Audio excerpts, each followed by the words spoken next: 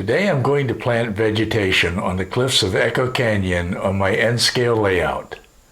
This will bring the canyon to life. Stay tuned because that's coming right up.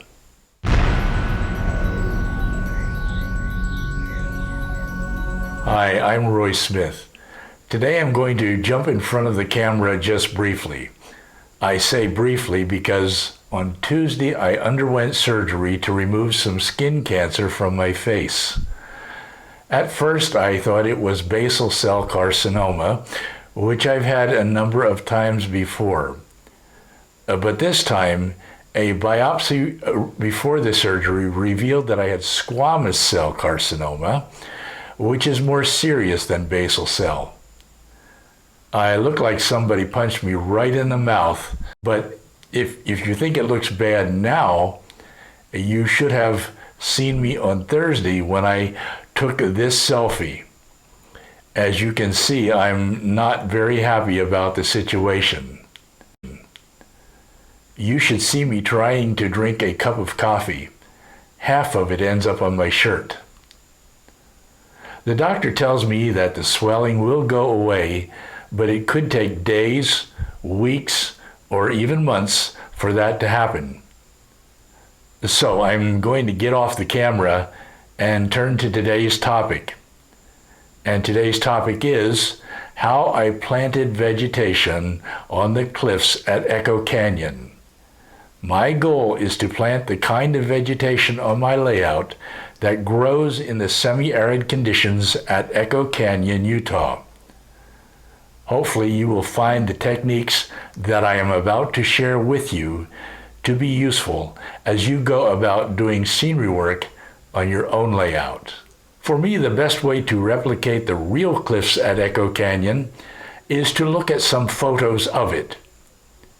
This photo in particular will help me determine where to place the vegetation on the cliffs. Note how the vegetation is growing mostly in the large crevices, in the scree at the bottom of the cliffs, on some of the ledges, and along the crest of the cliffs. Also note how the vegetation appears to get smaller the higher you go up the cliffs because of distance. Keep this photo in mind because it is what I am trying to replicate on my layout. I'm not a botanist, but I do know what I want the vegetation at Echo Canyon on my layout to look like. This is what the scene on my layout looks like now. I'm going to walk you through the steps I took to reach this point. The climate at Echo Canyon is semi-arid, and this determines the kind of vegetation growing here, which mostly consists of bushes and grasses. Semi-arid conditions exist in any region where the annual rainfall is between 10 and 20 inches, and at Echo Canyon, the annual rainfall is 15 inches. By contrast, desert conditions exist where the annual rainfall is less than 10 inches, such as at Green River on my layout, where the annual rainfall is 8 inches. These are the scenery materials that I currently have. I will be using some of them at Echo Canyon. I will begin with dirt and grassy ground covers. Then I will plant shrubs and perhaps a few scrubby trees. Currently, I don't have any static grass. I will add that along the road and the tracks later on. This is what Echo Canyon looks like as I begin to plant the vegetation. I'm going to experiment as I go to see what works best for me. I am taking my time in doing this because I would rather do it right than do it quickly. The first step is to apply some Scenic Express natural soil and dirt. For it to stick to the cliff face, I have to apply glue. I start out by using a 50-50 mix of Elmer's glue all and water, but later on I will begin to use full-strength glue because it works much better, as you will see. You can see that I am going to apply ground cover where the rainwater and snow melt run. That is, mostly in the large crevices. I am also applying ground cover on the scree at the bottom of the cliffs where vegetation can flourish, on the ledges where you can see shrubs clinging, and on the crest of the cliffs. This is the Scenic Express natural soil and dirt I am using. I apply more glue before moving on to the next application of material. This time, I am using a Woodland Scenic sprayer to apply the 50-50 mix of glue and water. Now I'm applying Woodland Scenic's buff-colored ballast, both coarse and fine. This ballast adds texture to the crevice. You can see I'm not applying talus on the scree at the bottom of the cliffs because there are some boulders on the prototype, but almost no talus. Now I begin to apply fine green grass turf. This will underlie the shrubs that come later on. I apply the 50-50 mix of glue and water repeatedly between layers of ground cover. Now I have decided to start using full-strength glue as I begin to plant vegetation on the crest of the cliffs and on the ledges.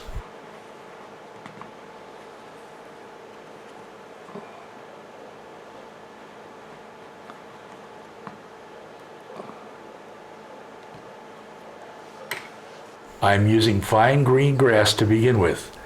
Later on, I will apply fine yellow grass. The yellow grass will tone down the dark green grass. I find that the easiest way to get the results I want is to sift it on with my fingertips. I have decided to put the various ground covers in plastic cups. I am mostly using natural dirt, fine ballast, fine green grass, and fine yellow grass. I am trying to use colors that are common in the area that I am modeling, hence a lot of tan and yellow. Now, as I said before, I have decided to switch from the 50-50 mix of glue and water to full-strength white glue.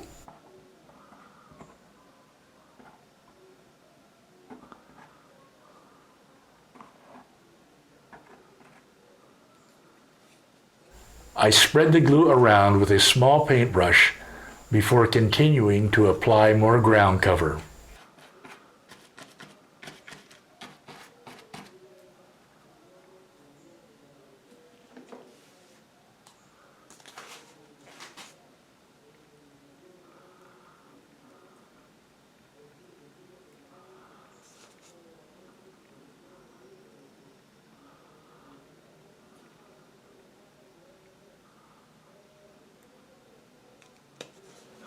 Now I'm planting shrubs. The photos taped above on the Scenic divider will guide me in the placement of shrubs and any small trees that I may plant. I am planting larger, coarser materials at the bottom of the cliffs and increasingly finer materials as I ascend the cliffs, and especially fine on the crest of the cliffs. Doing this adds to the illusion of distance. Again, I am concentrating on the large crevices and the scree where most of the vegetation grows.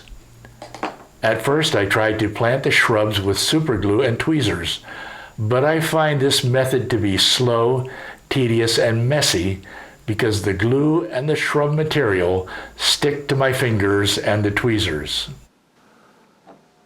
So I switched to liquid silicone glue. This works better. But finally, I switched to full-strength white glue to plant the shrubs. To my surprise, this full-strength white glue works best. Generally, the shrub material does not fall down the slope as I thought it would if I used white glue. The shrubs mostly stay where I put them as the glue slowly dries.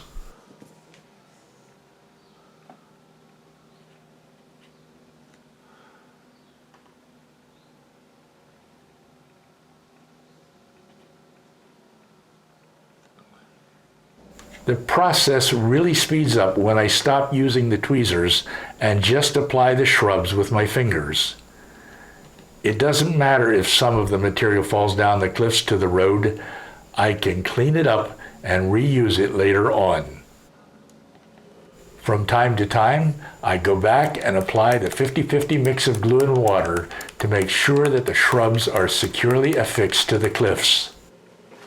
At this point, I realize that I can just jam the shrub material into the scenery and come back later before the glue dries to rub or brush off any where I may have applied too much.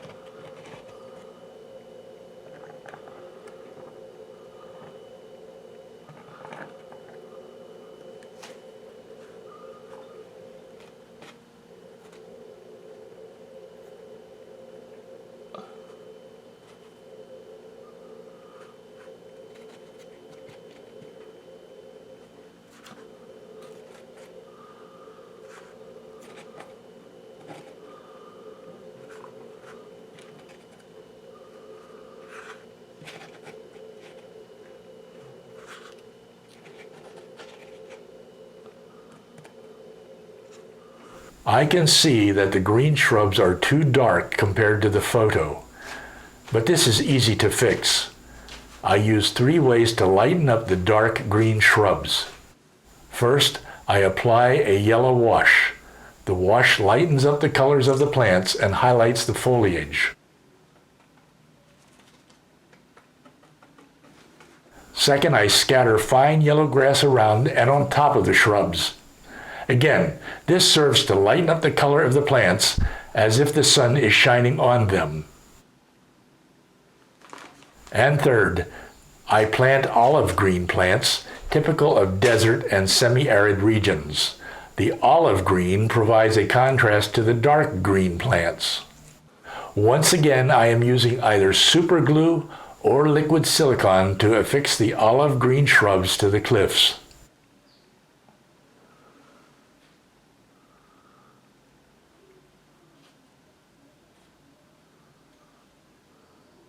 Then I apply the yellow wash and yellow grass turf to the tops and sides of the olive green shrubs.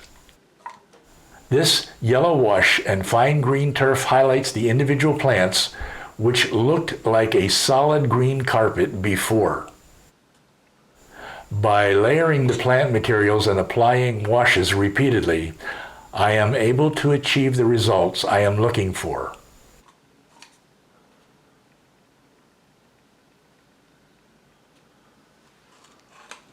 Now, there aren't very many small trees actually growing in the scree, but I want to plant one to see what it looks like.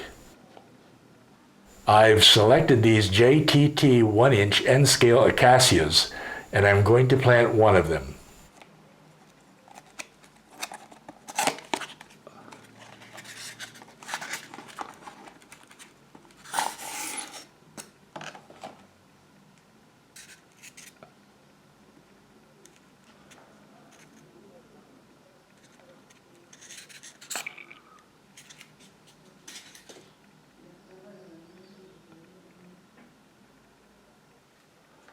First, I make a hole in the styrofoam using an awl.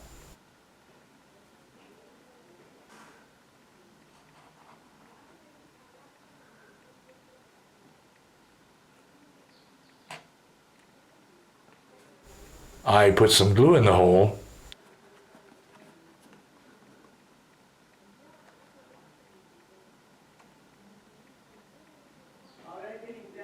I apply some ground cover so that the white styrofoam doesn't show. Then I plant the tree.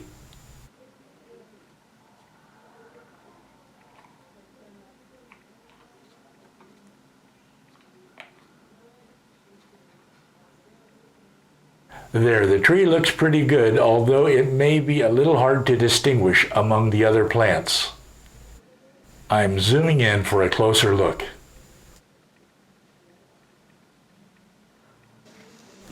Okay, that's how I planted vegetation at Echo Canyon on my layout.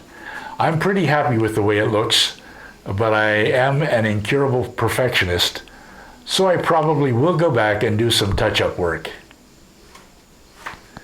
Now, if I could just find a way to capture the smells and sounds of this area. Sagebrush and pinyon juniper, for example, are very aromatic. And wouldn't it be interesting if I could recreate the sounds of the wind and the birds, and if I could capture the feel of the heat in the canyon on this hot July day? Well, it's fun to imagine doing these kinds of things. All right, I'd like to thank you for watching. I invite you to subscribe if you haven't done so yet, and hit that little bell icon so that you don't miss the remaining episodes about Echo Canyon. And don't hesitate to post any comments you may have down below, because one of the best things about model railroading is the way we get to interact with others in the hobby. Until next time, happy railroading. I will see you again very soon.